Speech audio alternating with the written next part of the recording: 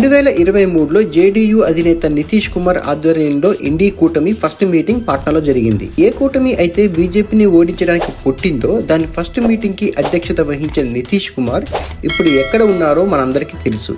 ఏ బీజేపీని అయితే ఓడించడానికి పుట్టిన కూటమిలో కీలక పాత్ర వహించిన నితీష్ ఇప్పుడు అదే బీజేపీ పార్టీ కేంద్రంలో గవర్నమెంట్ ఫామ్ చేయడంలో కీ రోల్ పోషిస్తున్నారు. మొన్న జరిగిన ఢిల్లీ ఎలక్షన్ లో కూడా ఇండియా కూటమి భాగస్వాములైన ఆమ్ ఆద్మీ పార్టీ మరియు కాంగ్రెస్ ఇద్దరూ కలిసి పోటీ చేయాల్సింది పోయి కూటమికి విరుద్ధంగా ఇద్దరు వేరువేరుగా పోటీ చేయడం వల్ల బీజేపీకి విజయం దక్కింది ఢిల్లీలో. ఢిల్లీ ఎలక్షన్స్ తోనే డిసైడ్ అయిపోయింది ఇండీ కూటమి ఎప్పటికీ బీజేపీని ఓడించలేదని.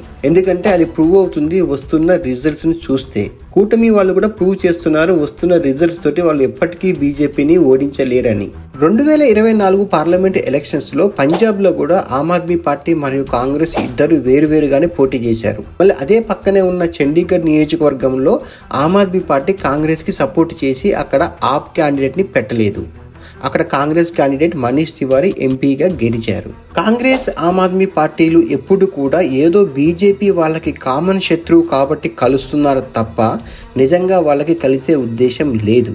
ఎందుకంటే ఢిల్లీలో కాంగ్రెస్ ని చావు దెబ్బ కొట్టింది ఆమ్ ఆద్మీ పార్టీ కాబట్టి అది కాంగ్రెస్ ఎప్పటికీ మర్చిపోదు.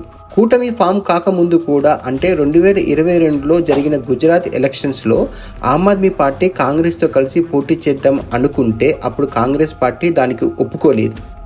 సో రిజల్ట్స్ బీజేపీకి ఫేవర్గానే వచ్చాయి గుజరాత్లో. ఒకవేళ కాంగ్రెస్ ఆమ్ ఆద్మీ పార్టీ కలిసినా గుజరాత్లో బీజేపీని ఓడించడం కష్టం.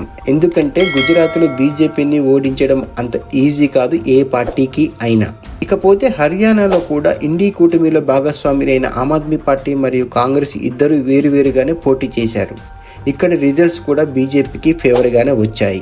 అసలు హర్యానాలో బీజేపీ విజయాన్ని ఎవరూ ఎక్స్పెక్ట్ చేయలేదు. అన్ని సర్వేలు కూడా కాంగ్రెస్కే పట్టం కట్టాయి. బట్ ఫైనల్గా బీజేపీ విజయం సాధించింది ఇక్కడ.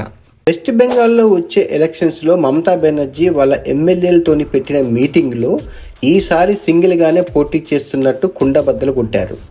మళ్ళీ ఇక్కడ రిజల్ట్స్ బీజేపీకి ఫేవర్గానే వస్తుంది, అందులో నో డౌట్. ఎందుకంటే మమతా మీద చాలా వ్యతిరేకత ఉంది ప్రజల్లో. దాంతోపాటు దేశాన్ని ఒక ఊపిన కోల్కతా డాక్టర్ మర్డర్ కేసు చాలా డ్యామేజ్ చేసింది మమతా బెనర్జీ పార్టీని బెంగాల్లో. మమతా బెనర్జీ కూడా చాలా సందర్భాల్లో కాంగ్రెస్ని వ్యతిరేకిస్తూనే ఉన్నారు. ఇకపోతే జమ్మూ కాశ్మీర్లో అధికారంలోకి వచ్చిన తర్వాత ఒమర్ అబ్దుల్లా స్వరం పూర్తిగా మారిపోయింది. ఇప్పుడు ఆయన బీజేపీకి ఫేవర్గా ఉన్నట్టు కనిపిస్తుంది. ఒమర్ అబ్దుల్లా ఇప్పుడున్న సిచ్యువేషన్లో తాను జమ్మూ కాశ్మీర్కి ముఖ్యమంత్రి కాబట్టి రాష్ట్ర అభివృద్ధి ముఖ్యమని బీజేపీకి ఫేవర్గా మారిపోయారు. लेकिन आज इस खुशी के मौके पे वजीर आजम साहब मैं दिल की गहराइयों से आपका शुक्रिया करना चाहता हूं कि आप इस ठंड में हमारे दरमियान आए, आपने इस टनल का इफ्तिताह किया. आज वजीर आजम साहब आपने देखा होगा मौसम ने भी आपका साथ दिया.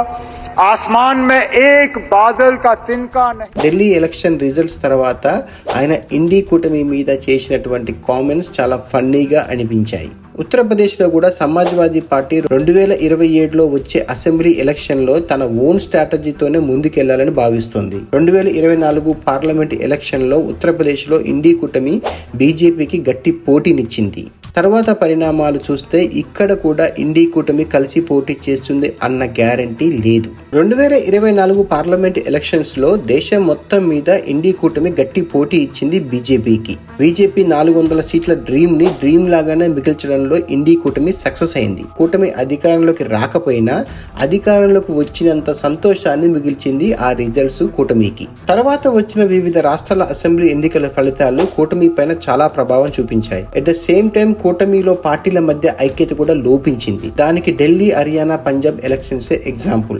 బీజేపీకి కూడా 2024 ఎలక్షన్ రిజల్ట్స్ పెద్ద దెబ్బ అని చెప్పొచ్చు. బీజేపీ అధికారంలోకి వచ్చినా అనుకున్న స్థాయిలో రిజల్ట్స్ రాలేదు. బట్ ఆ ఎలక్షన్స్ రిజల్ట్స్ నుంచి బీజేపీ చాలా నేర్చుకుంది, తన రూటును మార్చుకుంది. దానికి నిదర్శనమే తర్వాత వచ్చిన అసెంబ్లీ ఫలితాలు. మరియు రీసెంట్గా 2025 ఫిబ్రవరిలో మూడ్ ఆఫ్ ది నేషన్ చేసిన సర్వేలో ఇప్పటికిప్పుడు దేశంలో ఎలక్షన్స్ జరిగితే ఎన్డీఏకి 343 సీట్స్ దాకా వస్తాయని చెప్పేసి ఈ సర్వే చెప్పింది. ఒకవైపు అనుకున్న ఫలితాలు రాకపోయినా బీజేపీ స్ట్రాంగ్ అవుతుంది, అనుకున్న ఫలితాలు వచ్చినా కూటమి మాత్రం వీక్ అవుతుంది. ఇప్పుడున్న సిచ్యువేషన్ చూస్తే ఇండి కూటమిలో ఉన్న వాళ్ళు అందరూ కూడా ఎవరి ప్లాన్స్ వాళ్ళు వేసుకుంటున్నారు, ఇండివిజువల్ గానే వెళ్తున్నారు. సో దీన్ని బట్టి మనకు అర్థమవుతుంది ఇండి కూటమి ఆల్మోస్ట్ డెడ్ అయినట్టే. రిప్ ఇండి కూటమి.